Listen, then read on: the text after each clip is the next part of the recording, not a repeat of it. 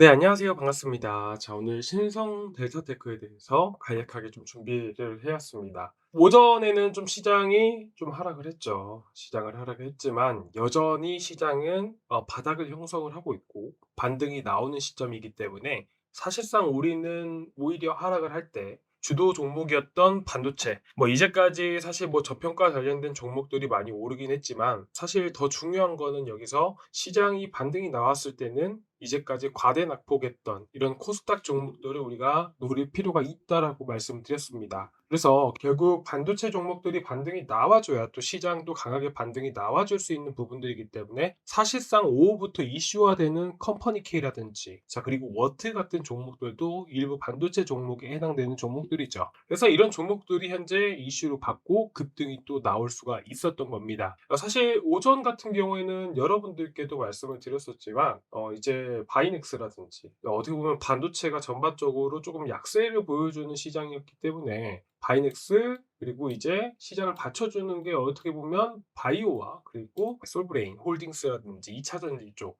이런 종목들이 상승을 할 수가 있었던 겁니다. 그리고 솔브레인 홀딩스 같은 경우는 이제 50 이제 신고가 영역이기 때문에 이런 종목들은 오히려 매매하기가 정말 쉬운 종목이었죠. 그래서 저희가 한번 두 차례 정도 이렇게 추천을 드리면서 처음에 이렇게 올라갈 때 한번 매수 의견 드리고, 그리고 한 번 더 이 조정 나오는 구간에서 여러분들께 한 차례 더 추천을 드리면서 두 번 매매를 진행을 했죠. 그리고 이 다음에 봐야 되는 게 뭘까요? 바로 신규 상장 종목들이죠. 시장이 애매하고 횡보하고 할 때는, 또 그리고 시장의 주도주가 확실하게 정해지지 않을 때는, 그럴 때는 오히려 신규 상장 종목들을 매매하면 좋습니다. 그래서 오늘 이닉스라든지 여러 종목들을 또 매매를 진행을 했죠. 그런데 이제 반도체 종목들이 오후 되면서 다시 반등이 나오게 되면서 이런 신규 상장 종목들, 반대로 어떻게 보면 이제까지 시장이 횡보하고 하락할 때 움직였던 신규 상장 종목들이 당연히 하락이 나올 수밖에 없고요. 장 초반에는 저희가 메가 MD로 해서 이제 시장의 자금이 어떻게 보면 뚜렷하게 한쪽으로 쏠리고 있는 흐름들은 아니기 때문에 사실상 이슈화되고 있는 시장과 무관하게 움직일 수 있는 메가 MD 같은 경우는 저희가 그냥 들어가 봐도 나쁘지 않았던 종목들이에요. 그래서 여러분들께 오늘 바이넥스, 솔브레인 홀딩스, 메가 MD까지 해서 이렇게 여러분들께 또 추천드리고 또 이렇게 수익을 드릴 수가 있었던 것 같습니다.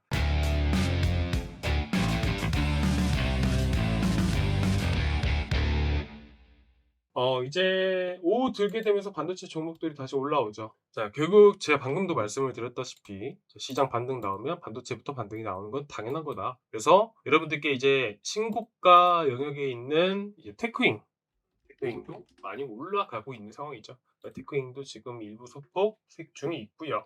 추가적으로 우리가 볼 만한 게 이제 가온 칩스라든지 이 정도는 이제 추세가 살아있고 상승세가 계속해서 이어지고 있기 때문에 가온 칩스와 그리고 테크윙을 추천드렸는데, 일단 우리는 이렇게 봐야 됩니다. 오늘 일단은 시장이 반등이 나오고 있죠. 반등이 나오고 1차적으로 다음날도 상승을 해줘야 돼요. 그러니까 여기서 바로 상승을 해줘야 내일도 주도가 반도체로 이어지게 되면서 상승이 나올 수 있어요. 근데 일시적으로 이미 한번 반등이 나온 상황이었기 때문에 일부 차익 매물들이 나올 가능성도 열어둬야 됩니다. 만약에 여기서 825포인트까지 코스닥이 반등이 강하게 나온다, 그러면 반도체가 줄지어 상승하기 시작할 겁니다. 이제 우리가 단기적으로나마 강력하게 공격적으로 매수해서 수익을 볼 수 있는 구간이 드디어 나왔다는 겁니다. 반대로 우리가 최근 들어서 시장이 조정 나오고 하락 나올 때 올라갔던 신성 델타테크 같은 경우에는 신고가 영역을 돌파를 하고 계속해서 유지를 해주고 있죠. 지금 이거 보유하고 계신 분들 있죠. 이거 보유하고 계신 분들은 여러분들이 이제 선택을 하셔야 돼요. 신성 델타테크 이슈가 언제 있나요? 바로 3월 달에 있습니다. 이거는 제가 작년에 나온 기사를 여러분들께 보여드리는 거고요. 3월 달이면 아직 거의 한 달 정도 남았죠. 지금 현재가 2월 6일이기 때문에. 그래서 한 달 정도 시장이 이제 어떻게 변할지도 모르고, 우리가 현재 시점에서 일부 정리를 하고 조정이 나왔을 때, 신성 델타테크가 조정이 나왔을 때 우리가 잡든지 해야 돼요. 이슈, 상승 모멘텀은 분명히 존재하기 때문에 다시 올라가는 건 분명하게 올라갈 수 있습니다. 근데 하지만 우리가 시간이 걸린다는 점을 우리가 꼭 알고 있어야 됩니다. 지금 자리에서 한 달 동안 횡보를 할지 아니면 하락을 했다가 다시 올릴지, 그러면 이 두 가지 시나리오를 가정해서 여러분들이 선택을 하셔야 돼요. 이제 현재 위치에서 일부 차익 실현을 하고 바닥에서 다시 잡을지, 아니다, 나는 그냥 버텨보겠다, 이렇게 생각하시는 분들은 그냥 계속 손실이 나도, 마이너스가 나도 버티시든지, 아니면 바닥에서 매수하신 분들은 그래도 일부 손실 감안하고 지켜보시든지, 자, 이렇게 보시면 됩니다. 자, 이 종목들 말고도 정리를 제가 한 것들을 보내드리고 있죠. 그러니까 저희 카톡방에 올려드렸으니까 이 공유 드라이브에다가 제가 항상 올려드리거든요. 그거를 제가 수락을 해야 여러분들도 같이 보실 수가 있어요. 그래서 위에 제 번호 보이시죠? 제 번호로 숫자 2번 남겨주시면 제가 여러분들 저희 방에 초대해드리고, 여러분들 이메일을 알려주시면 제가 공유 드라이브를 통해서 여러분들 승낙을 해드리겠습니다. 제가 아시겠죠? 그리고 4월 일정. 이런 것들은 기본입니다, 여러분들. 이런 일정들 체크 정리는요, 기본이에요. 그래야 우리가 3월 달에 어떤 걸 매매하고 4월 달에 어떤 걸 매매할지, 이런 것들을 우리가 알 수가 있잖아요. 그래서 여러분들이 매매를 하실 때, 단타를 하시더라도 이런 건 필수적이에요. 여러분들이 매매를 하실 때 참고해 보시면 정말 좋은 내용도 많이 담겨져 있으니까 한번 꼭 참고해서 보셨으면 좋겠고요. 자, 그러면 신성 델타테크를 어떻게 기준점을 잡고 대응을 할 것인가, 차익 실현을 어떻게 할 것인가, 이런 부분들을 말씀을 드릴게요.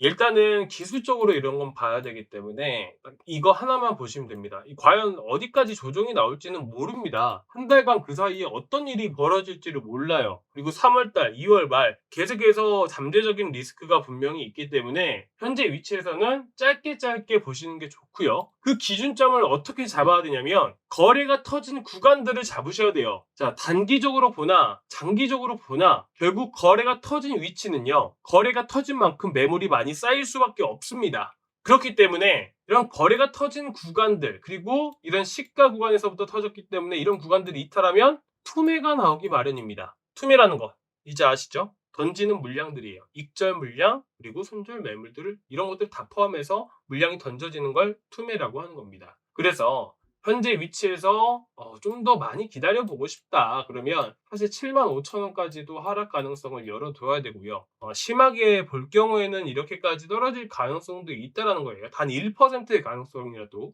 그런데 현재 위치에서 대응을 할 때는요, 결국 95,000원짜리들, 95,000원짜리를 기준으로 해서 대응하시고, 3월 달에 이슈가 남아있기 때문에 조정시 75,000원, 80,000원대부터 다시 접근을 한다라고 보시는 게 좋지 않을까 합니다. 일단은 아직까지는 뭐 이탈하지 않았기 때문에 내일까지 흐름 체크하시면서 95,000원 이탈 시에는 정리하시는 걸 추천드리고요. 그리고 바닥에서 다시 잡으시는 걸 추천드리도록 하겠습니다. 만약에 나는 끝까지 지켜보고 싶다 그러면 75,000 라인을 기준으로 해서 보시면 되고요. 아시겠죠? 자, 오늘 여기까지 준비했고요. 다음 시간에 또 뵙도록 하겠습니다. 감사합니다.